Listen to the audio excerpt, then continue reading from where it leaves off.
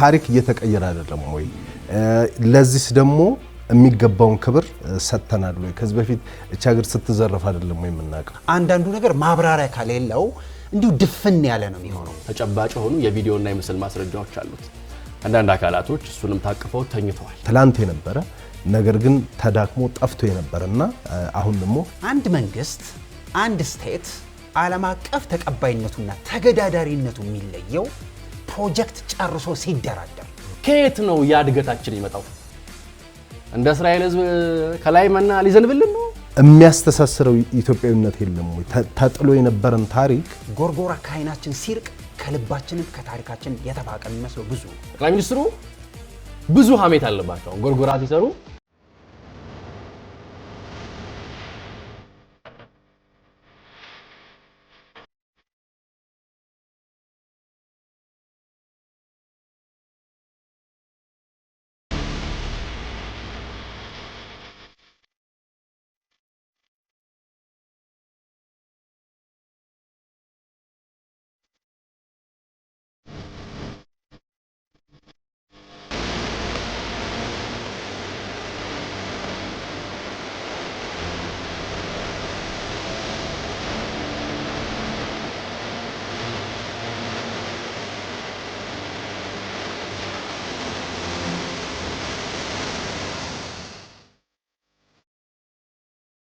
ጤና ይስጥልን ተመልካቾች፣ ይህ አዲስ ዋልታ ቴሌቪዥን ነው። የአዲስ ዋልታ አጀንዳ ፕላስ ጀምሯል። አጀንዳ ፕላስ ለሀገራችን ለኢትዮጵያ የሚበጁ ሀሳቦችን አንስተን በስፋት በጥልቀት የምናይበት ፕሮግራም ነው። የዛሬው የአጀንዳ ፕላስ አጀንዳችን ደግሞ በሳምንቱ መጨረሻ ቀናት ላይ የተመረቀው የጎርጎራ የኢኮቱሪዝም ፕሮጀክት ነው።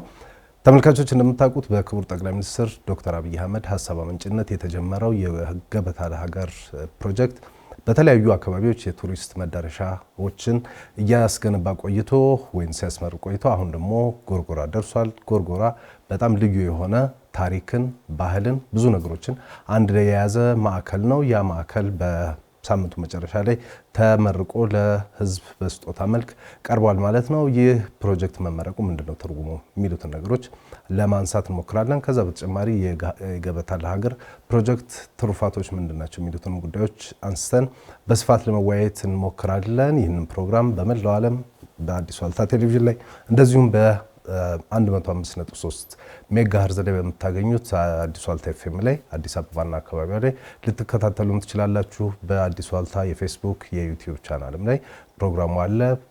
በዛ አጋጣሚ አስተያየቶች፣ ሀሳቦች ካሉም ብትሰጡን ደስ ይለናል። ለማንኛውም ይህንን ፕሮግራም ልትከታተሉ በአክብሮት እንጋብዛለን። አጀንዳ ፕላስ የዛሬውን አጀንዳ ይዞ ከመሸጋገሪያ በኋላ ይመለሳል። እንደ ሁሉ ጊዜው ይህ አዲስ ዋልታ ቴሌቪዥን ነው። ይህ አጀንዳ ፕላስ ነው።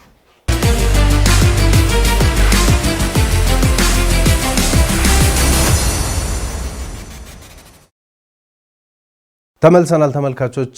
አጀንዳ ፕላስን በአዲስ ዋልታ ቴሌቪዥን እየተከታተላችሁ ትገኛላችሁ። እንደ ሁሉ ጊዜው እስጢፋኖስ አበራና አንዋር አብራር ነን። ዛሬ ከኔና ከአንዋር በተጨማሪ አዲስ ባልደረባም ይዘን መተናል። ዮሐንስ ቢንያም ይባላል። በተለያዩ ማህበራዊ ሚዲያዎች ላይ ታውቁታላችሁ። እሱ ነው እሱም ከአጀንዳ ፕላስ ቤተሰብ ሆኗል። ከሱ ጋር ነው ቆይታ የምናደርገው። ጆ እንኳን ደህና መጣ። አንዋርም እንኳን ደህና ቆየን። አመሰግናለሁ። እንኳን ደህና ቆየን። እንግዲህ በተመልካቾች በማህበራዊ ሚዲያ ላይ ያውቋል አንዳንድ ነገሮች። እስቲ ስለራስህ እኛ ያው በጓደኝነት ስለምናውቅህ ማያውቁት ተመልካቾች ሊኖሩ ስለሚችሉ ጥቂት ነገር ንገራቸው። ባልከው መጠን ያቁኛሉ። ጥያቄ ነው። ዮሐንስ ቢንያም ይባላል። በተለያዩ ማህበራዊ ሚዲያዎች ላይ በራሳችንም ዩቲዩብ ጭምር የተለያዩ ይጠቅማል ይበጃል ያልነውን ብርሃናማ ሐሳብ ለማንጸባረቅ እንሞክራለን። በተቻለ መጠን ደግሞ እስቲ ከእናንተ ጋር ደግሞ ትንሽ ለመጨመር እንዳቅሚት ብዙ ነገሮች መሆን አለባቸው። አንዳንድ ጊዜ በተለይ እንደዚህ እንደኛ ወጣት እንደ ጆም አይነት ወጣቶች ብዙ በእንደዚህ አይነት ሐሳቦች ላይ መምጣት አለባቸው የሚል የግል እምነት አለኝ። ለምንድነው ይሄ ሀገር የሆኑ ግሩፕ ብቻ አይደለም የሁሉም ስለሆነ በተለይ ወጣቶች እንደ ጆ አይነት ወጣቶች በጠንካራ በሚባሉ ጉዳዮች ላይ የነሱን ድምጽ የነሱን ዘመን የሚወክል ሐሳብ ይዘው መምጣት ያለባቸው አይመስልም? ልክ ነው። በሩ መክፈት አለብን። አዳዲስ ሐሳቦችና አዳዲስ ጎበዞች የማየት ግዴታ ያለብን ይመስለኛል። አይ ቲንክ ካልተባበርን ወይ ደግሞ አዳዲስ ጎበዝ ሰዎችን ለማምጣት ካልሞከርን እንዲሁ ራሱ በስንፍና መሄድ የሚቻልበት ዘመን ያበቃ ይመስለኛል። የዚህ ሀገር ፖለቲካል ኢኮኖሚ ሁሉ ነገር መመራት የጀመረው በሚዲያ ነው። ሚዲያው ደግሞ ሮንግ ተርን ላይ ነው የቆመው። ይሄን ሮንግ ተርን በጎበዞች ካልደገፍ ነውና ነገሩን ካላመጣ ነው በጣም ይሳካል ብለን እናናስብም። ለዚህ ነው አጀንዳ ፕላስ ላይ አዲስ ተጨማሪ ሐሳብ ያስፈልጋል፣ አዲስ ደግሞ ተጨማሪ ፊት ያስፈልጋል እና እሱን አስበን ነው ድንገት ተመልካቾቻችን ዮሐንስን ቢያዩት ከየት ዱባለ እንዳይሉን ብንተዋወቅ ብንነጋገር ደግ ነው ብለን ነው ዛሬ ያስተዋወቅ። አዲስ ዋልታ ራሱን በለውጥ ውስጥ እንዳለ ይታወቃል። ከስራ አስፈጻሚ ጀምሮ እንግዲህ በወጣቶች ነው በብዙ ወጣት የሚመራ ተቋም ነውና እንደዚህ አይነት አዳዲስ ሰዎች መምጣታቸው አዳዲስ ፊቶች መምጣታቸው ጥሩ ይመስለኛል። ብዙ ወጣቶች ግን ከእንደዚህ አይነት በተለይ ፖለቲካዊ ሀገራዊ ጉዳዮች ከሆኑ ነገሮች ላይ ብዙ ሲርቁና ያለና ጆ እንዴት ወደዛ ተሳብክ የሚለው እስቲ እንደምሰለህ በአፍሪካ ፖለቲካ ብሎም በኢትዮጵያ ፖለቲካ አብዛኞቹ ጉዳዮቻችን ያለ ደም ስርየት አያውቁም እና አብዛኛው አካል በሞኖፖል ተቆጣጥሮታል። ትንሽ ጸጉራቸው ገብስማ የሆነ ትንሽ ጸጉራቸው ምናምን የሆነ ሰዎች ተቆጣጥረውታል።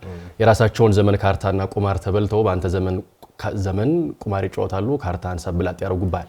በዛ ዘመን ተነቃንቀ ትላንትና ይናስበልተኛል፣ ለዛሬ ጠብድረኛል፣ ነገ ይናትበላም ማለት ካልቻልክ ይጫወቱባል። አሁን ያለንበት ኢራ የሶሻል ሚዲያ ኢራ ነው። በጣም ጥቂት የሚባሉ ሰዎች 2-3 ሰዎች የሚዘውሩትን ዩቲዩብ አንተ በትልልቅ ሚዲያዎችን በቢሮክራሲ ጠላለፈ ወይ አትሰራ ወይ አታሰራ ወይ አታወራ ወይ አታስወራ አንተም ዱዳ መንግስትም ዱዳ ሆናችሁ ችግር ነውና ከዛ አንፃር መድፈር ግዴታ። ስለዚህ በዛ ምክንያት ነው ወደዚህ የመጣሁት ነው ተለ ያ ዱዳ አርገና ያው ነው።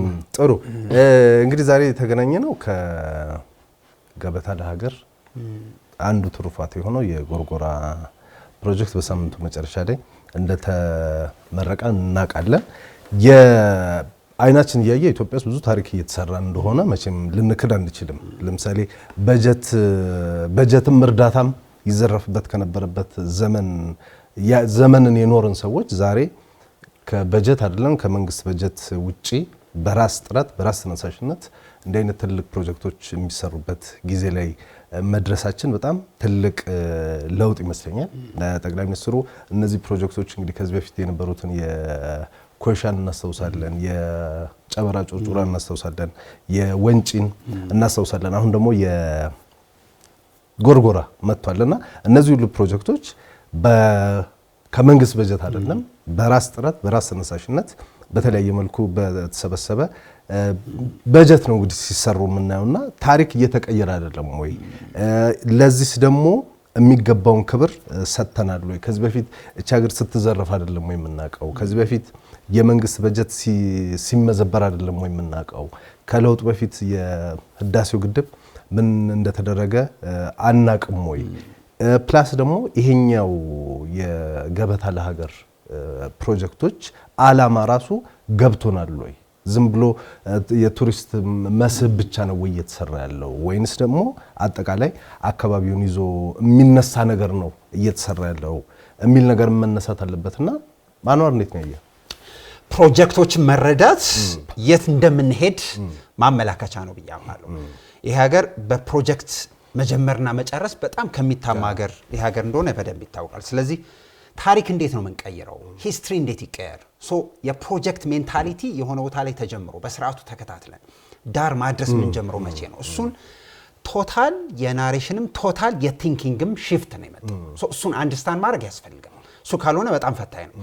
አንዳንዱ ነገር ተምሳሌት ነው፣ አንዳንዱ ነገር ዝርዝር ነገር ይፈልጋል፣ አንዳንዱ ነገር ማብራሪያ ከሌለው እንዲሁ ድፍን ያለ ነው የሚሆነው። ለዚህ ነው ይሄን ጉዳይ በተለያየ አቅጣጫ ማየት ጠቃሚ የሚሆነው። ለምሳሌ ገበታ ለሀገር ነው። የሀገር ገበታ ያስፈልገዋል። ኦኬ፣ የዚህ ሀገር ገበታ ሌማቱ በጣም ትንሽ ጉዳይ ነው ያለው። ውስጡ ያለው ሌማት በጣም የተገደበ ነው። እሱ እንዴት ነው የምናሰፋው? ለሀገር የሚሆኑ ገበታዎች ምንድናቸው ዘመን እንዴት ይሻገሩ የማንስ ኃላፊነት ነው እዚህ ጉዳይ ላይ በጣም ሲሪየስሊ መታሰብ ያለበት ይመስለኛል ለዚህ ነው አዳዲስ ቱሪስት መምጣት አለበት አዳዲስ የሥራ ፈጠራ ያስፈልገናል የውጭ ምንዛሪ በጣም ያሳስበናል እንደ ሀገር ማክሮ ኢኮኖሚ የምንላቸውን ጉዳዮች እንዴት እናራምደው የቤት ስራችን እኛ ጋር አይደለም ወይ የቱ ጋር መጀመር አለበት ስለዚህ እሱ በጣም ቀላል ነገር አይደለም ሁለተኛ ፕሮጀክቶቹን በደም ካስተዋልካቸው ጎርጎራ ሃላለኬላ ወንጪን ሁሉም ሰርቪስ ሴክተር ነው የሚመስለው ሰርቪሶቹ ግን ዲፈረንት ፕሮዳክት ነው ያላቸው አንዳንዱ የቱሪስት ማዕከል ነው አንዳንዱ የወደብ አገልግሎት ይሰጣል አንዳንዱ ደግሞ በሁለት ዓመት ፕሮጀክት መጠናቀቅ ምን እንደሆነ የሚያሳዩ ናቸው ስለዚህ ተምሳሌትም ጭምር ናቸው ስለዚህ እሱ ቢነሳ በጣም ደስ ይለኛል አንድ ነገር ልጨምርልህ ይኸውልህ የዚህ ሀገር ኢኮኖሚ በኢኮኖሚስቶች አይን በአስተዳደር አይን መገንባት ያለበት በግብርናና በኢንዱስትሪ ብቻ ተደርጎ ነው ናሬት ሲደረግ የነበረው ብዙ ኢኮኖሚስቶች የሚከራከሩት አንድ ኔሽን የኢኮኖሚውና የእድገቱ መስመር በሁለት በአንድ ጉዳይ ላይ ብቻ ቸንክሮ መሄድ አይችልም ሶስተኛ አማራጭ ያስፈልጋል ሰርቪስ የሚባለው ይኸውልህ አሁን አዲስ ገበያ የምናገኝበት መንገድ ነው ሁልጊዜም ግብርና ኢንዱስትሪ ሰርቪስ ይባላል ሰርቪስ በኢኮኖሚስቶች አይን በጣም ሶፊስቲኬትድ ታይፕ ኦፍ ሴክተር ነው የሚባለው ሰርቪሱን በስርዓቱ ከሰራው ውስብስቡን የኢኮኖሚ ምዕራፍ ዘግታል ማለት ነው እሱ በጣም ትልቅ አቺቭመንት ተደርጎ ይወሰዳል እንግዲህ አንዋርም ጆም ለምታውቁት ጠቅላይ ሚኒስትር አብይ መራቸው ብዙ ጊዜ ሲናገሩ በትልቅ ነገር እናስባለን በትንሹ እንጀምራለን ያንን ያሰናሰለን ወደምንፈልገው ህልም እንደርሳለን የሚል ሐሳብ ደጋግመው ሲያነሱ እናያለን እዚህ ሀገር መሰረተ ድንጋይ ተጥሎ ተለቅሞ ያላለቀ ብዙ መሰረተ ድንጋዮች አሉ ሳይሰሩ እሳቸው መሰረተ ድንጋይ እሳቸው የጀመሯቸው ፕሮጀክቶች ሲያልቁ ሲመረቁ ነው የምናየው ይሄ ሁሉ የሆነው ደግሞ በርካታ አቃቂር አውጪ ነበረ በርካታ ተች ነበረ በርካታ አይሆንም የሚል ሐሳብ ሲያነሱ የነበሩ ብዙ ሰዎች ነበሩና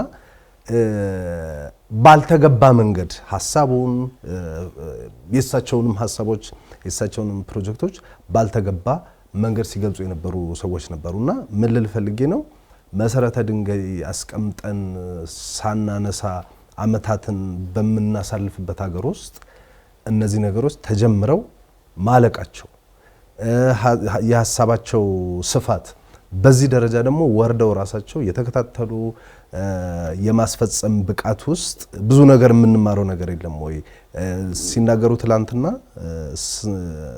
ስንሰማ ግማሹን ጉብኝት ሲያደርጉ የነበረው በጦርነት ወቅት ጭምር ነው በሰሜኑ ጦርነት ወቅትና ለብዙ መሪዎች ይወራል ትላንት ለነበሩ መሪዎችም ምናምን ይነገራልና ለሀገር ከዚህ በላይ መስራት አለው ግን ቢቀሩ ነገሮች ቢኖሩም እነዚህ የሚሰሩ ነገሮች ለሀገር መስራት አይደለም አው የጠቅላይ ሚኒስትር አብይ አህመድን ሶስት ግዙፍ ፕሮጀክቶችን ከመልካታችን በፊት ለምሳሌ ገበታ ለሀገር አለ ገበታ ለሸገር አለ ጠቅላይ ሚኒስትሩ ይህንን ስራ የጀመሩት በዩኒቲ ፓርክ ነው ግቢያቸውን ከመቀየር ግቢያቸውን እንትን ከማለት ብዙዎች ገበታ ለሀገር ገበታ ለሸገር ከየት ጀመረ ስትላቸው ከ4 ኪሎ ሊሉ ይችላሉ ከምናምን ሊሉ ይችላሉ ከንጦጦ ሊሉ ይችላሉ የጠቅላይ ሚኒስትር አብይ አህመድን እግርና ዱካ ተከትለን ምናልባት የጊቤን ጥምልምል መንገዶች ከዋዳችን ጥለን በሻሻ ብንዘልቅ አጋሮ ብንገባ ጅማ ብንዳረስ ከ14 ከ15 ዓመት በፊት እንዲህ አይነት ህልሞችን ልናገኝ እንችላለን ጨበጣ አይደለም ስክሪፕት አይደለም ምናምን አይደለም ተጨባጭ ሆኑ የቪዲዮና የምስል ማስረጃዎች አሉት አንዳንድ አካላቶች እሱንም ታቅፈው ተኝተዋል ለምን እንደተኙ ሲነሱ ጠይቃቸዋለሁ ስላልተነሱ መጠየቅ አልችልም እኚህ ሁሉ ነገሮች አሉ ገበታ ለሸገር ገበታ ለሀገር ቀደም አንተስተዋል ስለ ገበታ ለሀገር ስታወራለት ስለ ገበታ ሙሉ ችግር የሚያወራ አካል አለ ተሴ ጠቅላይ ሚኒስትሩ እኔ ወደ ጎርጎራ ስመጣ ቲፒኤልኤፍ ወደ አዲስ አበባ እየገሰገሰ ነበር ለምን ሄዳሉ ተብየት ጠይቄያለሁ ብለዋል እንዴት መሰለ አንድ ገጣሚ ሆነ ያለ ፊትዋን ብታይ ጠሪዋ በዛ ለስንቱ ተዙራ እንዳንገት ይዛ የጠቅላይ ሚኒስትር አብይ አህመድ ፈተና እንደዚህ ነው ፊቱን ባያው ጠሪው በዛ ብዙዎች አሁን ገበታ ለሀገር ገበታ ለሸገር ስትላቸው ከሚቃወሙበት ነገር አንዱ የፕራዮሪቲ ጉዳይ ለፕራዮሪቲው እንደማሳያ የሚያስቀምጡት ደግሞ ፖለቲካል ኢንስታቢሊቲ ነው ፖለቲካል ኢንስታቢሊቲን ስናነሳ ራት ያልበላንበት 5 ሚሊዮን ያልከፈልንበት ባለሀብት ያላዋጣበት ፖለቲካ ሊለውጥ የሚችል ነገር እዛው 4 ኪሎ መሃል የ4 ኪሎ ታክሲ የማይሳፈሩ ሰዎች ከጠቅላይ ሚኒስትሩ ጋር ቁጭ ብለው ሲወያዩ አላየንም ነበር ወይ? ግራንድ ናሬሽን መለወጥ ጠቅላይ ሚኒስትር አብይ ወደ ስልጣን ከመጡ በኋላ አዳዲስ ቃላቶችን ሰምተናል። ገበታ ለሸገር፣ ገበታ ለሀገር፣ ከዳ ወደ ምንዳ፣ የሌማት ትሩፋት ምናምን። ቅንጦት አይደለም ብራዘር፣ ማውራ ይገባል። ቅንጦት አይደለም፣ የሚያስፈልጉ ነገሮች ናቸው። ብዙዎች ምን ይሉሃል? እንድታለቅስ ነው የሚፈልገው። አሁን ለምሳሌ ቅድም አንተ አንስተዋል፣ ጠቅላይ ሚኒስትሩ በንግግራቸው ላይ አንስተውታል። የሚሰሩ ፕሮጀክቶች ጎብኚ ያስፈልጋቸዋል፣ ኮሜርሻል ናቸው፣ ገንዘብ ይፈልጋሉ። እርግጥ ነው ፖለቲካል ኢንስታቢሊቲ በጣም ይጎዳል። ሰላም ከሌለ ልትጠቀማቸው አትችልም። ግን ሁሉም ነገር ከአንድ ምንጭ አይቀድም። ዱ ዩ ቲንክ እንደዚህ ብዬ ማጨበጭብ አይመጣውም። እንዲህ ማለት አለብኝ። ሰላም እኔ እናንተ የምናዋጣው ነገር አትስሩ፣ ሰላም የለም። እኔ እየበጠበጥኩ ነው እንዳሰሩ። ብዙዎች ምን ይለዋል? ጠቅላይ ሚኒስትሩ ሪዞርት ብቻ ነው የሚሰሩት፣ የሪዞርት መንግስት ነው። የት ቀልዳል? ከዚህ በፊት እንዳይነቀል ምንድን ነው የምትፈልገው? ብዙዎቹ ተቃዋሚዎች የሚፈልጉትን አያውቁት፣ የሚተቹትን አያውቁት። ስራው ላይ አይደለም ፖይንቱ፣ ሰሪው ላይ ነው። ስለ ጎርጎራ ጠቅላይ ሚኒስትሩ ጎርጎራ ላይ ሄዶ ሲያነሱ መገጭን አንስተዋል። መገጭ ከስንት ጊዜ በኋላ ነው ወደ ስራ የተመለሱ። ጎንደር ላይ ያለው የመንገድ ፕሮጀክት ተነስተዋል። ከስንት ጊዜ በኋላ ወደ ስራ የተመለሱ። እንደው እኔ ስሰራው ወርቅ ነው አንተ ስትሰራው ጨርቅ ነው፣ ዝም ብሎ አይሰራም። በጠቅላይ ሚኒስትሩ መንገድ ውስጥ ያለው መንገድ ስትመለከተው ፕሮጀክት ጀምሮ የመጨረስን አቅም አይተናል። አዲስ አበባን አታየውም እንዴ? አዲስ አበባን ይወስድ፣ የኮሪደር ልማቱን ይወስድ። ቅንጦት አይደለም፣ ቅንጦት አይደለም። በእርግጥ እየሰፋ የሚሄድ ነው። እንዴት ነው ግን እሱስ የሚሸጠው? እንዴት ነው የምትሸጠው? እንዴት ነው ባለ ክራቫቶቻችን እሱንስ የሚያንጸባርቁት? ባለ ፕራዶቻችን እሱን የሚያንጸባርቁት? ጥያቄው እሱ ነው። እና ፕሮጀክት አዲስ የሥራ ዓለም አሁን አዲስ ዋልታ ያሰራጨው ዶክመንተሪ አለ። በዋና ስራ አስፈጻሚው አቶ መሐመድ ሐሰን በተመራ ክሩ የተሰራ እጅግ ድንቅ ዶክመንተሪ አይተናል። በሌሎች ሚዲያዎች አላየሁትም። ለምን አላውቅም። በጣም ቆንጆ ነው። እዚህ ጋር ሰሪውን ሳይሆን ስራው ላይ አለማተኮርን እዚህ ጋርም ታገኘዋል። ድንቅ የሆነ ዶክመንተሪ ልጆቹ ላይ ያለው የመስራት አቅም፣ ተነሳሽነት፣ የታሪክ ባለቤትነት የሚገልጹበት መንገድ ውብ ነው። ሂደ ጫካ ፕሮጀክት ተቀርጾ የተሰራጨ ምስል አይቻውቃል። የሚሰሩ ሰዎች ላይ ያለው እንትን የፕሮጀክቱን ጀምሮ የመጨረስ ቁልፉ ያለው እታች ያሉት የሚሰሩት ሰዎች ላይ የተፈጠረው አዲስ የሥራ ባህል ነው። ባለ ክራቫቶቻችንን እርሳቸው፣ ባለ አካፋዎቻችን ናቸው ቁልፎቹ። ለውጥ የሚያመጡት እነሱ ናቸው። ባለ ክራቫቶቻችን እነሱም እዚህ አሁን የጎርጎራውን ፕሮጀክት ላይ እነሱን ሰዎች በደንብ ያየናቸው ይመስለኛል። የቀን ሰራተኞች ሆኖ እዛ ፕሮጀክት ውስጥ የተሳተፉ ከፕሮጀክቱ ገና እንግዲህ በስራው ሂደት ከ3000 ከ4000 በላይ ሰራተኞች እንደተሳተፉበት ተገልጿል። ከዛ በተጨማሪ ደግሞ እዛው ሰራተኞቹ ህይወታቸው እንዴት እንደተለወጠ፣ ቤት እንዴት እንደሰሩ፣ ከዛ በኋላ ደግሞ የእውቀት ሽግግር እዛ ውስጥ አለ። ገባ አካባቢውን ማስዋብ፣ እጽዋትን መንከባከብ ሁሉ በውስጡ ያለ ነገር ነውና በአጋጣሚ እኔ ከአመታት በፊት ጎርጎራንም እዛ የጣና ደሴቶችንም በአንድ ፕሮጀክት የመጎብኘት አጋጣሚ ነበርኝና ይሄ ፕሮጀክት ወደዛ የሄደበት መንገድ በጣም የሚገርመኝ ነው። ምክንያቱም ጣና ማለት የኢትዮጵያ ማዕከል ነው፣ የኢትዮጵያ እምብርት ነው ልንል እንችላለን። ለምን ከህዳሴው ግድብ ጋር በተገናኘ ማለት ነው። አባይና ጣናን ለይተን ማየት ስለማንችል ማለት ነው። ይሄ ከተፈጥሮ አንግል ነው። ከታሪክ አንጻር እንግዲህ በክርስትና እምነት የድንግል ማርያም መታ ያረፈችበት ቦታ ሁሉ እንደሆነ የሚነገርላቸው 700-800 ዓመት የቆዩ ገዳማት ያሉበት ነው። አስክሬን የማይፈርሱ አስክሬኖች ያሉበት ቦታ ነው። እንደ ዳጋ እስጢፋኖስ አይነት ገዳማትና ቢጎበኙ ቱሪስት እንጥራ ብንል ቱሪስት እንሳብ ብንል በጣም ሙሉ የሆኑ አካባቢ ነው ቀጠናው። አባይና ጣና ወይንም ጣና ማነው አባይ በጣና ላይ ሲሄድ የሚታይበት በጣም የሚገርም ተፈጥሮ ያለበት ቦታ ነው። የጎርጎራ መለወጥ ወይንም ጎርጎራ ልክ የኢትዮጵያን ታሪክም የሚመስል ነው። ትላንት የነበረ ነገር ግን ተዳክሞ ጠፍቶ የነበረና አሁን ደግሞ እንደገና በመነቃቃት ላይ ያለ አስመስየን ማስበውና የጎርጎራ መሰራት ጎንደርና ጎጃም ብቻ አይደለም የሚያገናኘው፣ እስከዛም አልፎ እስከ ሰሜን ተራሮች ድረስ ሊሄድ ይችላል፣ እስከ ትግራይ ድረስ ሁሉ አካባቢውን ማነቃቃት መለወጥ የሚችል ፕሮጀክት እንደሆነ ይሰማኛልና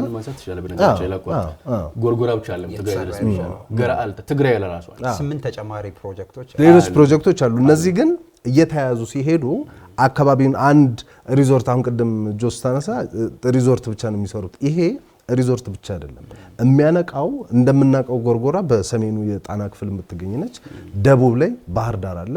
ከጎርጎራ ደግሞ 30 እና 40 ኪሎ ሜትር ርቀት ላይ ራሱ ዋናው የጎንደር ከተማ አለና እዛ ጨዋሂት ቆላ ድባ ምናምን የሚባሉ ከተሞችም ያሉበት አካባቢ ነው። ስለዚህ ያ አካባቢ መቀየር ወይም ደግሞ ያ ፕሮጀክት እዛ ጋር መምጣት ከባህር ዳርና ከጎጀም ጀምሮ አሁን ጆ እንዳልከው እስከ ትግራይ ድረስ ያለን አካባቢ ሊለውጥ የሚችል አይመስልም?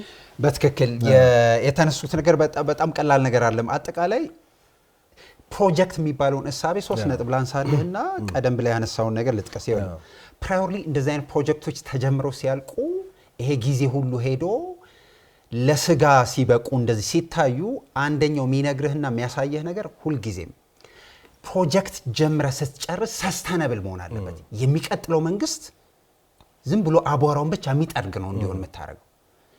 ይኸውልህ ይሄ ሌጋሲ ነው። አንተ ሄድክም አልሄድክም የሚመጣው መንግስት ሲመጣ ስቴቱን ራን ማድረግ የሚጀምረው ከዚህ ነው።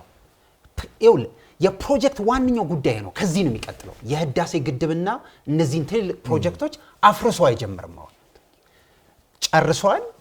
ያለቀውን ፕሮጀክት ይዞ ነው የሚሄደው። ሁለተኛ አንድ መንግስት አንድ ስቴት ዓለም አቀፍ ተቀባይነቱና ተገዳዳሪነቱ የሚለየው ፕሮጀክት ጨርሶ ሲደራደር። ፕሮጀክት ሳትጨርስ ስትደራደርና ጨርሰ ስትደራደር ይለያያል።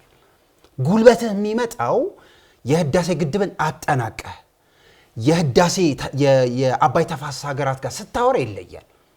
ስትጀምረውና ስትጨርሰው ስለሚለያይ ነው። አዲሱ ፓተርን እሱ ነው።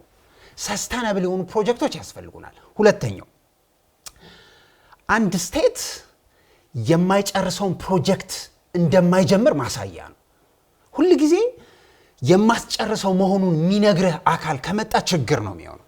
እንደዚህ አይነት ፕሮጀክቶች ጨርሳቸው ስታሳይ አንድ መንግስት ሲመጣ አንድ ስቴት ሲመጣ አንድ ፕሮጀክት ይጀምርና የሚጀምረው ነገር እንደሚጨርሰው እርግጠኛ መሆን አለበት። ያለፈው ጊዜ ያየነው እሱ ነው። የማይጀምሩትን ፕሮጀክት ነው ሲጀምሩ የማይጨርሱትን ሲጀምሩ ስላየን። ሁለተኛው በጣም ሲሪየስሊ መታሰብ አለበት ብዬ ማምነው በደንብ ሲምቦሊክ ነው ብዬ መገምተው እንደዚህ አይነት ፕሮጀክቶች ተጠናቀው ሲያልቁ ማሳያ ነው ብዬ ማምነው ሲምቦሊክ ነው ብዬ በጣም ስትረስ ማድረግ የምፈልገው እሳቸው ጎርጎራ ላይ ቆሞ ያንን ሲያወሩ አንደኛ በሽግግር መንግስት ፍለርት ያደረጉ ግሩፖች አሉ። የመፈንቅለ መንግስት ለመስራት ሂሬን ዜር የሚንቀሳቀስ ግሩፕ አለ። ቀላል ያልሆኑ ፖለቲካል ኤሊት ነን የሚል ግሩፕ አለ። ለነዚህ ሁሉ ግሩፖች የስቴት ኤግዚስተንስ አሳይተዋል። ሁልጊዜ እንደዚህ አይነት ፕሮጀክቶች ሲምቦሊክ የሚሆኑት ስለዚህ ነው። መንግስት ብዙ ኃላፊነት አለው። ኃላፊነቱ ሲዋጉም ወደ ድርድር ሊያመጣ ይፈልጋል። ሲዋጉ ስርዓት ያዙ ብሎ ስቴቱን ስርዓት ማስያዝ አለበት። አት ሴም ታይም ደግሞ መስራት አለበት። የስቴት የቤት ስራ ነው።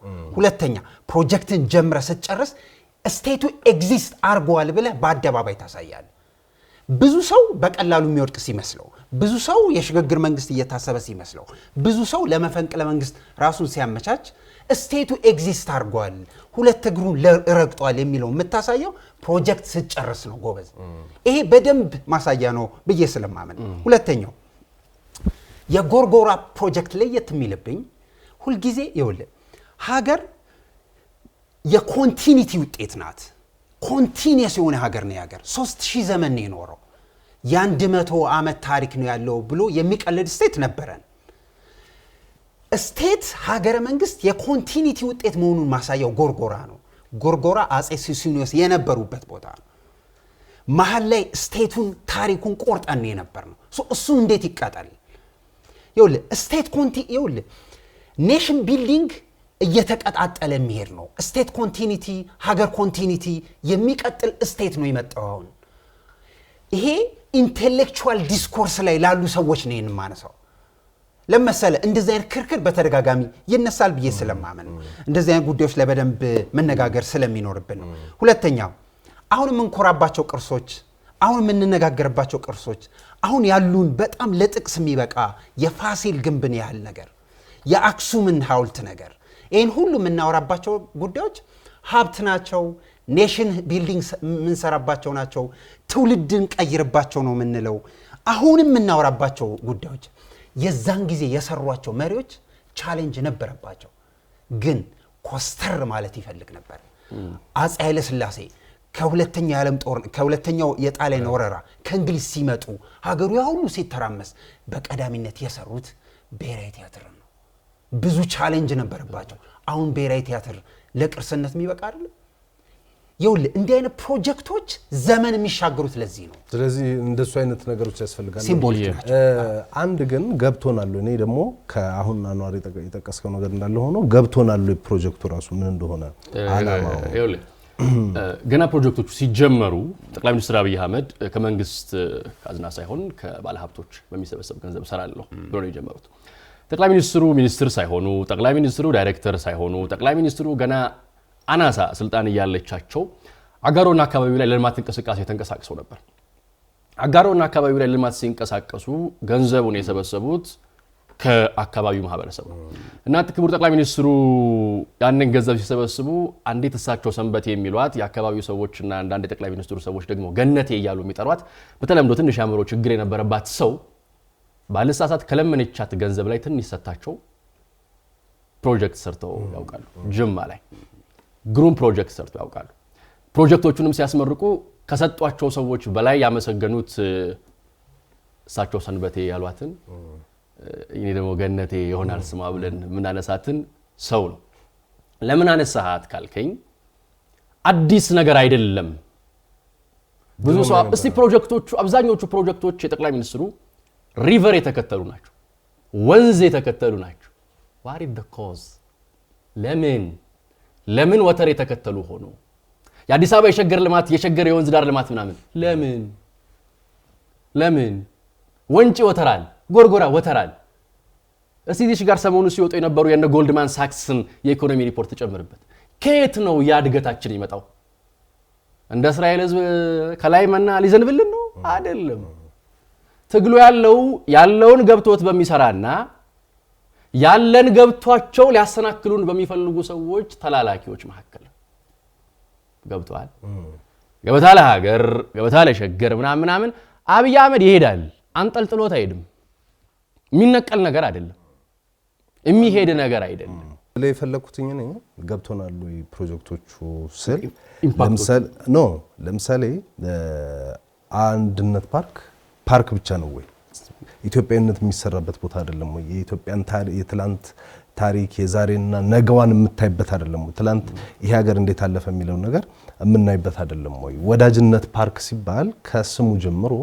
መወዳጀትን እና አብሮነትን የሚያሳይ አይደለም ወይ አረንጓዴ አሻራ ተብሎ ሲመጣ ትርጉሙ ብዙዎቻችን አነስ አድርገን እንደምናየው ነው ወይ አሁን እዚህ ጋር የአድዋ ማዕከል ሌላው በቅርቡ በዚህ ዓመት ብዙ ነገሮች ነው የተመረቁት አድዋ ማዕከል ተመርቋል አድዋ ማዕከል ጀስት ህንጻ ነው ወይ ጀስት የሆነ ሙዚየም ብቻ ነው ወይ ጀስት የሆነ የንግድ ማዕከል ብቻ ነው ወይ የሚያስተሳስረው ኢትዮጵያዊነት የለም ወይ ተጥሎ የነበረን ታሪክ ተበጥሶ የነበረን ታሪክ ሰብስቦ አይደለም ወይ እዛ ጋር ሰብስቦ ያመጣው አንድ ሁለተኛ በአድዋ ማዕከል ውስጥ መስራትስ የሚፈለገው ኢትዮጵያን አይደለም ወይ ማሳየትስ የሚፈለገው ኢትዮጵያዊነትን አይደለም ወይ አሁን እዚህ ጋርም እነዚህ ፕሮጀክቶች ጎርጎራም ሲሰራ ወንጪም ሲሰራ ሃላላም ሲሰራ ጨበራ ጩርጩራም ሲሰራ አካባቢውን መቀየር አይደለም ወይ አላማው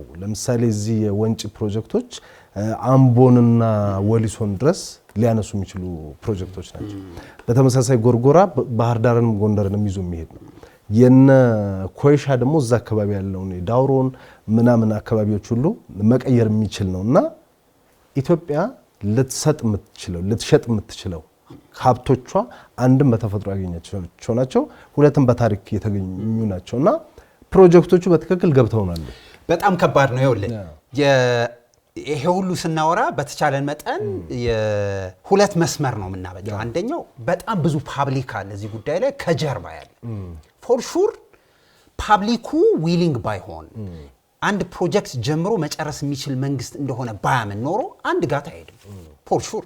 ሁለተኛው በጣም ትኩረት የምናደርገው ፖለቲካል ኤሊት ነን የሚል እዚህ ጉዳይ ላይ ኦብሰስድ የሚሆኑ ሰዎች ወይ ደግሞ የፖለቲካል ጂምናስቲክ የሚሰሩ ሰዎችን ለማውራት ነው እንደዚህ የምንነጋገረው የሚመስለኝ። ለዚህ ነው አንዳንዱ ነገር ለመረዳት መሞከር ጥሩ ነው። አንዳንዱ ነገር ፐርሰናል የሳቸው ቪዥን አለ። ሁለተኛ ተመሳሳይ ገጽ ላይ ያለ ሀገሩን ሊየት ሊወስዱት እንደሚፈልጉ የሚያውቁ የሆኑ አንድ አይነት ገጽ ላይ የቆሙ የሥራ ኃላፊዎች እየመጡ ነው። እሱ አንድን ጉዳይ ወደፊት ማራመድ ይችላል ብዬ አምናለሁ። እንትን ማለት ማሳት ይችላል። ለምሳሌ አሁን እዚህ ጋር ተመሳሳይ ፌዝ ያላቸው ስትል ፕሮጀክቶቹን እንዲያስፈጽሙ የሚሰጣቸው ሰዎች በራሱ ወንጪን መከላከያ ሚኒስትር የነበሩት ዶክተር አብርሃም ናቸው የጨረሱት። ጎርጎራ ላይ ደግሞ ብዙዎቻችን የምናውቃቸው ማናውቃቸው ማን ካሜራ ፊት ብዙ የማታውቃቸው ዶክተር ፍስሐ ናቸው የጨረሱት። ዶክተር ፍስሐ ያለምንም ክፍያ ነው ከውጭ ከዲያስፖራ ናቸው ይሄን ስራ እየሰሩ።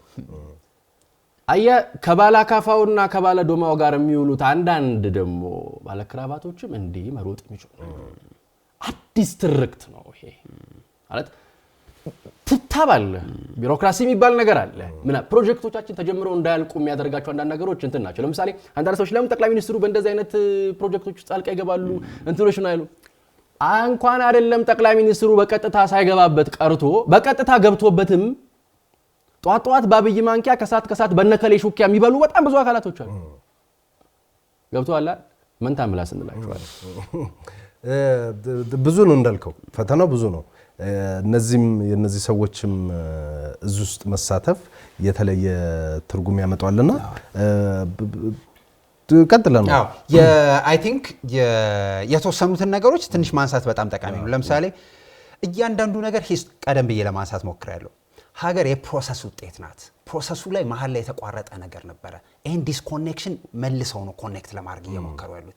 ሁለት ሲሪየስ ጉዳዮች ላይ ጠቅላይ ሚኒስትሩ በጣም ኦብሰስድ ይሆናሉ። አንደኛ ኢንስቲትዩሽን ቢልዲንግ፣ ወደ ኋላ ሄደው የተረሳ የተቋረጠ የነበረውን ታሪክ ይቀጥላሉ፣ ሪብራንድ ያደርጉታል።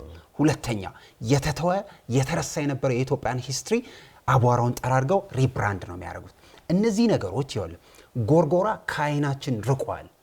ጎርጎራ ከዓይናችን ሲርቅ ከልባችንም ከታሪካችንም የተፋቀ የሚመስለው ብዙ ነው።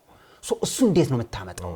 እሱን አቧራውን ጠርገህ መሰረተ ልማት ሰርተህ ሪብራንድ ስታረገው ጠቅላይ ሚኒስትሩ እየሰሩ ያሉት የታሪክ ኮንቲኒቲን የሀገር ፕሮሰስን ነው ሪኮኔክት ያደረጉት።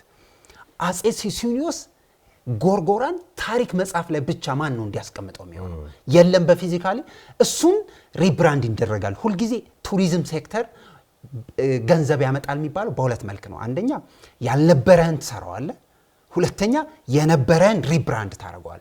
ጠቅላይ ሚኒስትሩ ሁለት ሲሪየስ ነገር እየሰሩ ያሉት አንደኛው ከተሞችን፣ ታሪክን፣ ሀገርን ሪብራንድ እያደረጉት ነው። ሪብራንድ ኢን አማሪክ ወይ ደግሞ አሁን በምናወራው ሴንስ ኔሽኑን ቢልድ እያደረጉት ነው። ስለዚህ ዝም ብሎ ጀስት ፕሮጀክትና ሪዞርት ብቻ ሳይሆን ውስጡ ሀገርን ታሪክን ብዙ ነገሮችን የያዘ ነው። አንዋር ያነሳው ፖይንት ላይ ትንሽ ለመጨመር ይሄ ኢንስቲትዩሽን ቢልዲንግ የምንለው ጉዳይ በጣም ወሳኝ ኢንስቲትዩሽን ቢልዲንግ ባለፉት 5 ዓመታት የተሰሩት ኢንስቲትዩሽን ቢልዲንጎች በጣም ጥሩ ነበሩ። የተሰሩት ደግሞ አልጋ ባልጋ በነበረ ሁኔታ እሳት እየነደደ ለምሳሌ ጠቅላይ ሚኒስትሩ ወደ ጎርጎራ 17 ጊዜ አቅንቷል። ጠቅላይ ሚኒስትር አብይ አህመድ ጎርጎራ 17 አይደለም ለምርቃቱ ራሱ መሄዳቸውን የሚጠራጠሩ ብዙ አካላቶች ነበሩ። ምክንያቱም አየሩን የሞላ የሆነ አይነት አካል አለ። እንግዲህ ጠቅላይ ሚኒስትር አብይ በዚህ ምርቃት ፕሮግራም ላይ አንዋር ብዙ ንግግር አድርገዋልና አንዳንድ ሐሳቦቻቸውን ብናነሳ ጥሩ መሰለኝ። አንደኛው የሀገር የሚሰራው አሁን ጆ እንዳለው በስራ እንጂ በጠንካራ እጆች እንጂ በምላስ እንዳልሆነ በዩቲዩብ በፌስቡክ ላይ የሚነገሩ ነገሮች እንዳልሆኑ ይሄ ፕሮጀክት ያሳያል የሚል ነገር አንስተዋል። እዛ ውስጥ ያለፉ ሰዎችንም አመስግነዋል። የቅድም እንደተባለው ዶክተር ፍሳን ጨምሮ ማለት ነው የፕሮጀክቱን ማናጀር ወደ ቦታው በተደጋጋሚ እንደመጡ ከ17 ጊዜ በላይ አንደኛው ደግሞ የሰሜኑ ጦርነት በነበረበት ጊዜ እንደሆነ አንስተዋል። ከዛ በኋላ ደግሞ ይሄ ጎርጎራ ፊደል ሆኖ ታሪክን የሚያሳይ ታሪክን የሚጽፍ ቦታ ነው። ድምጸት ሆኖ ደግሞ ህልማችንን የሚናገር ነው። ስዕል ሆኖ ደግሞ ሐሳባችንን ያልተረዱ ያልገባቸውን ሰዎች የሚያሳይ ነው ሲሉ ተናግረዋልና እንደ ጎርጎራ አይነት ፕሮጀክቶች እንግዲህ ጠቅላይ ሚኒስትሩን በተመለከተ ብዙ የሚባሉ ነገሮች አሉ።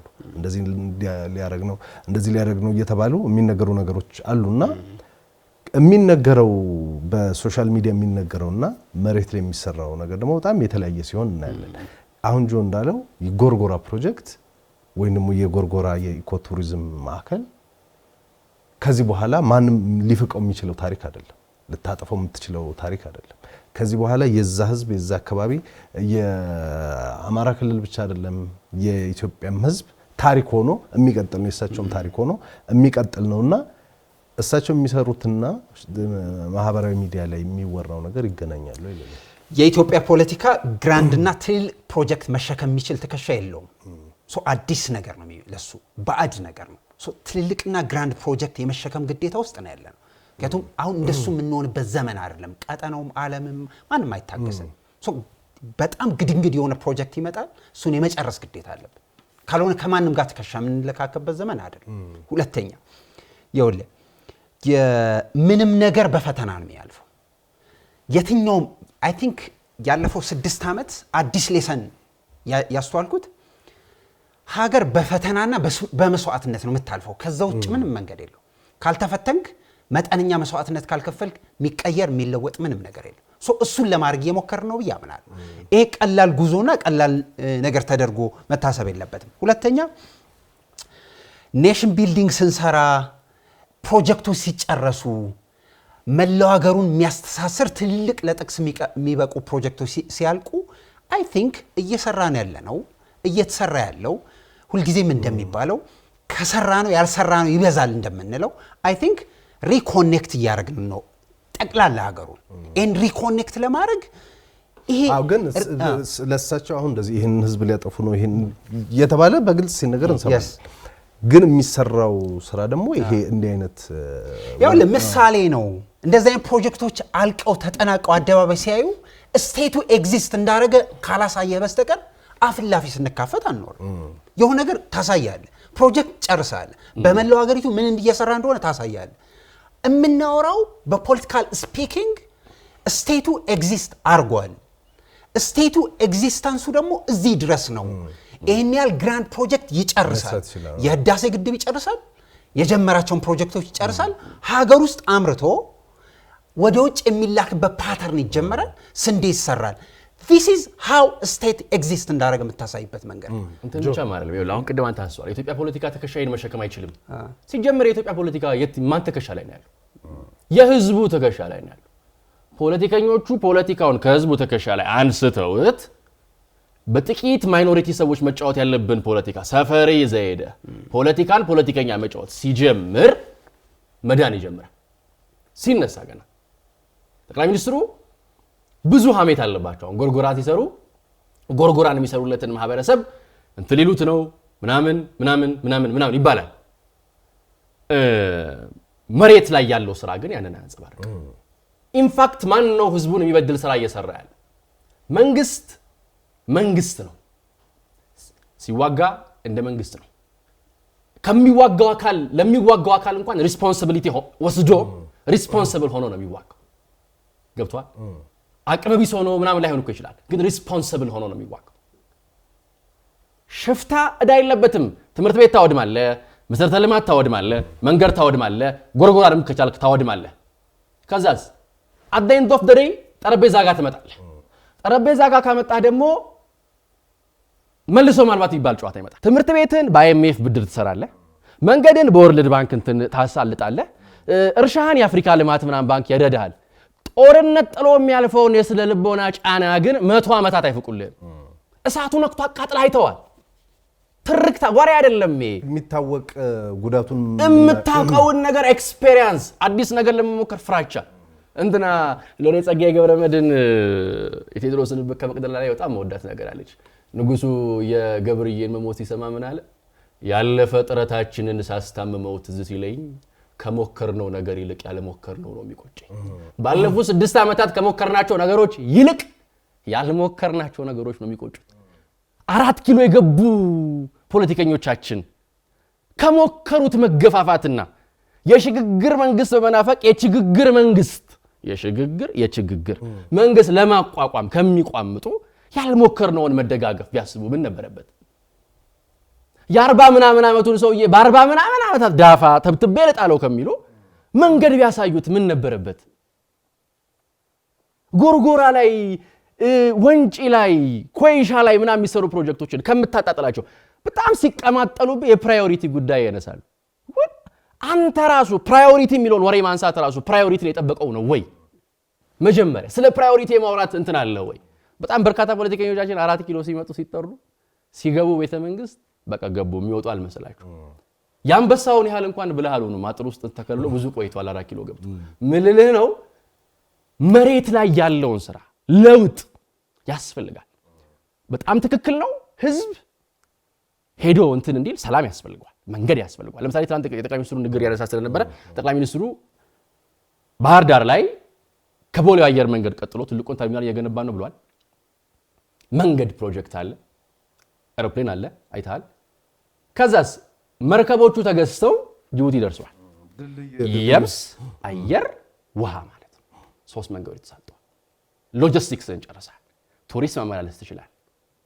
ታዲያ ቱሪስት ሲዝናና ከፈለገ የፈለገውን ሙዚቃ እያዳመጠ መዝናናት ይችላል። አንተ ባሩድ እያሸተትከውና ታንክ እያሰማው በታንክ አጅበው አይሆን ገለኸው ማለት ነው። በኢትዮጵያ ትልቁ በርካታ ገቢዎቻችን የምናገኘው ከቱሪስት ነበር የሚታወቅ ነው። ዳታዎቻችን ያሳያሉ። እንዲህ በተንኮታ አንኮታኩተው አንዳንድ ይሄ የድሪም ጉዳይ ብቻ አይደለም። በነገራችን እርግጠኝነትንም ታያለ። በገነባቸው ኢንስቲትዩሽኖች ላይ ምን አይነት እርግጠኝነት ቢኖርባቸው ነው በዚህ ሁሉ ወጀብ ውስጥ እንዲህ አይነት ስራዎች የሚሰሩት? ገብቷል። ጠቅላይ ሚኒስትሩ ባንጃችን እንትናለን፣ ባንጃችን እንዋጋለን፣ ባንጃችን እንትናለን። የጠቅላይ ሚኒስትር አብይ አህመድ ትልቁ ኳሊቲያቸው አይ ቲንክ ይሄ ይመስለኛል። ተቺዎቻቸው በጣም አሳንሰው እንዲመለከቷቸው ማድረግ። ፕሮጀክቶቹ ትንሽ አይደሉም፣ ትኩረት ያልሰጡ ይመስላሉ፣ ግን እንደዛ አይደለም። ጥሩ እንግዲህ ብዙ ነገር ነው ያነሳ ነው። እሳቸውም በንግግራቸው ብዙ ሀሳቦችን ለማንሳት ሞክረዋል። የተገኙ ስኬቶችንም ለማንሳት ሞክረዋል። እንግዲህ በዚህ ዓመት የህዳሴው ግድብን ኦልሞስት መጨረስ በለው የግሪን ሌጋሲ ከተሞች አዲስ አበባ ውስጥ ደግሞ የምናየው ከዛም አልፎ ደግሞ የኮሪደር ልማቶች አሉና እነዚህን ሙከራዎች የኢትዮጵያ ሕዝብ መርጦ ስልጣን ሰጥቶናል። እሱን በተሰጠን ጊዜ ውስጥ ጨርሰን እስከንጨርስ ድረስ ሁሉም በስነ ስርዓት መሆን አለበት። ከዛ ውጭ የሚደረጉ አንዳንድ ከንቱ ሙከራዎች ግን ልማትን ከማደናቀፍ የዘለለ ውጤት የላቸውም የሚል ሀሳብ አንስተዋል። በተለይ ለአማራ ክልል ነዋሪዎች ደግሞ ማንም ይስራው ማን ከልማት ጎን መቆም ከልማት ጎን መተባበር እንዳለባቸው አንስተዋል። ለአመራሩም ለአማራ ክልል አመራርም ደፋር የሆነ ውሳኔ አንዳንድ ውሳኔዎች ዛሬ ላይ ሲታዩ ሰው የሚቃወማቸው ሊሆኑ ይችላሉ። ነገር ግን ጊዜ ሲያልፍ ዘመን ሲመጣ ዘመን ተሻጋሪ እና ውጤታማ ውሳኔዎች እንደሆኑ ይታወቃል። የሲንጋፖርን ጠቅላይ ሚኒስትር ምሳሌ አድርገው የሰጡት ሀሳብ ማለት ነውና እነዚህን ጠቅላላ አድርግና አጭር ደቂቃ ስላለን እንጨርስ። ኃላፊነታችን በጣም ብዙ ነው። ጥሩ ተምሳሌት ለማየት ሞክረናል። ስቴኩ በጣም ብዙ ነው። ሁልጊዜ እንደዚህ አይነት ግራንድና ትልልቅ ፕሮጀክቶችን ለመጨረስ ስትሞክር ስቴክ ሆልደሮቹ በጣም የበዛባቸው ጉዳዮች ስለሆኑ ኢንተርናሽናል ፕሬሸር ሊመጣ ስለሚችል ይህን መሸከም የሚችል ስቴት እንዳለ እርግጠኛ ስትሆን ፕሮጀክቶቹ እንደሚያልቁ ማሳያ ናቸው ብዬ አምናለሁ። ሁለተኛ አንድ መንግስት በጦርነትና በግጭት ውስጥ ብቻ እንዲገባ ፑሽ እያዞርክ ካንተ ጋር ብቻ እንዲደራደርና እንዲያወራ ለመፍቀድ መሞከር ጤነኝነት አለ። ምክንያቱም ብዙ የቤት ስራ አለው። ህዝብ ያስተዳድራል፣ ሀገር ፕሮጀክት ይጨርሳል፣ ስትዋጋም ለድርድር የሚሆን ኢንስቲትዩሽን ያቋቁማል። ምክንያቱም ይሄ የአባታዊነት ሚና አለው ስቴት ስለሆነ ብዙ መልቲ ሴክተር ስለሆነ ይሄ በደንብ መታመን አለበት ብዬ አምናለሁ። ሁለተኛ ብዙ ተቺ ሊኖር ይችላል። ግቡ ያልታወቀ ጦርነት ግጭት ውስጥ ይዘዋቸው የሚሄዱ በጣም ብዙ ፖለቲካል ኤሊቶች ሊኖሩ ይችላሉ። ግቡ የታወቀ ስቴት ካለን መንገዱ ቀና ይሆናል ብዬ አምናለሁ። ቀላል መንገድ አይደለም። ሁለተኛ ሁሉ ጊዜ የፕሮጀክት የመንግስት የሀገር ተቃዋሚ ወይ ደግሞ ካውንተር የሚያነሱ አብዛኞቹ ኦብሰስድ የሚሆኑት ስድብ ላይ ነው። አይ ቲንክ ስድብ ባለበት ዲሞክራሲ ከሚኖር ዲሞክራሲ ጠፍቶ ጨዋነት ቢሰፍን በጣም መርጣለሁ። ይሄ ፐርሰናል እይታ ኢሬሌቫንት ሊሆን ይችላል። ምንም ከስድብ የምታገኘው ነገር አይደለም። ጆ በአንድ ደቂቃ ጨርስ፣ ሀሳብን ጠቅልልና እንጨርስ። ምክንያቱም ስለ ጎርጎራ ነው ያነሳ ነው ገብቶናል የሚል ነገርም ስለነበረ ኦኬ እሺ። በጥቅሉ ነገሩን ስናጠቃልለው እንግዲህ ጠቅላይ ሚኒስትሩን በንግግራቸው እንዳነሱት ዛሬ የምትሰራው ነገ እንትን የሚለው ጉዳይ ነው። ዛሬ ላይ ከትላንትናችን ቀለም ተውሰን ነገር ለመጻፍ እየዳከርን ነው። እንግዲህ ነገ የሚመጣውም ከትላንት ልዋስ ካለ እንዲህ እንዳይነት ነገሮችን አስቀምጠን እንዲዋስ መተው አስፈላጊ ነው። ክፉን ብቻ መተው በጣም አስቸጋሪ ነው። በጣም እናመሰግናለን አንዋርም ጆም። ተመልካቾች አብራችሁን ስለቆያችሁ እናመሰግናለን። አጀንዳ ፕላስ ነበር ስትከታተሉ የቆያችሁት። የሳምንቱ መጨረሻ ላይ የነበረውን የጎርጎራ ፕሮጀክት ምርቃትን መነሻ አድርገን አንዋር አብራር፣ እስጢፋኖስ አበራና ዮሐንስ ቢንያም ነበር አብረናችሁ የቆየ ነው። ሀሳብ አስተያየቶች ካሉ ስጡን፣ የፕሮግራማችን አካል እናደርጋቸዋለን። ለማንኛውም አጀንዳ ፕላስ በሚቀጥለው ጊዜ ሌላ አጀንዳ ይዞ ይመለሳል። እስከዛው ተመልካቾች በያላችሁበት መልካም ጊዜ ይሁንላችሁ።